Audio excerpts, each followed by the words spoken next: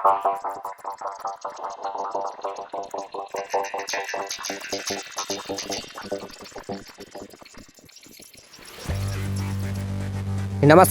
मैं कुमार और आप देख रहे हैं स्टार मिथिला।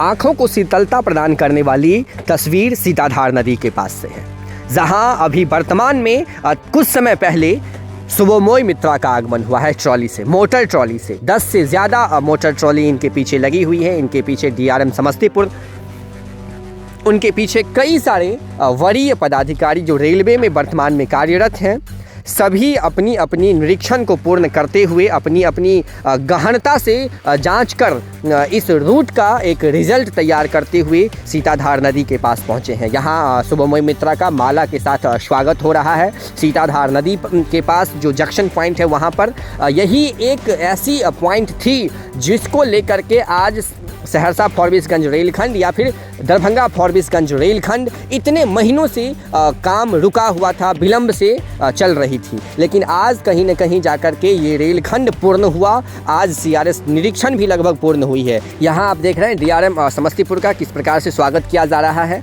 बाकी अलग अलग तरीक़ों से लगभग सभी अधिकारियों का स्वागत किया गया है। फॉरबिसगंज जंक्शन से लगभग 1 किलोमीटर पहले सीताधार नदी के पास।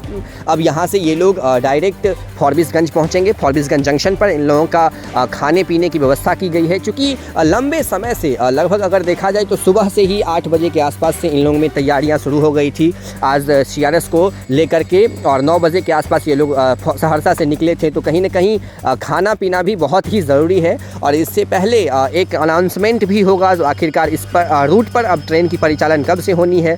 तो काफ़ी शीतलता प्रदान करने वाली ये तस्वीर है। ये तस्वीर आप हमारे मित्र ध्रुव जी जो अभी वर्तमान में सीताधार नदी के पास ही हैं, और चंदन जी जो अभी भी वर्तमान में सीताधार नदी के पास से हैं, और उसके बाद सुमित जी जो वर्तमान में सीताधार नदी के पास हैं, सतीश जी वो भी वर्तमान में सीताधार नदी के पास हैं। तो 1 नहीं 2 नहीं बल्कि 5 से भी ज़्यादा लोग इस शुभ घड़ी का कवर कर रहे हैं। और वो सभी मेरे मित्रगण और आप लोगों के हितैषी जो इतनी बड़े पल को एक कैमरों में रिकॉर्ड कर आप तक पहुंचाने की कोशिश कर रहे हैं। जो आप अपने घर से दूर हैं, कोई दिल्ली में है, कोई मुंबई में है, कोई पटना में है, या फिर अपने घर से कहीं भी दूर हैं, उन तक ये वीडियो पहुंचाने की कोशिश कर रहे हैं। तो कहीं न कहीं आपको इस वीडियो को शेयर करना चाहिए, अत्यधिक लोगों तक पहुंचाना चाहिए।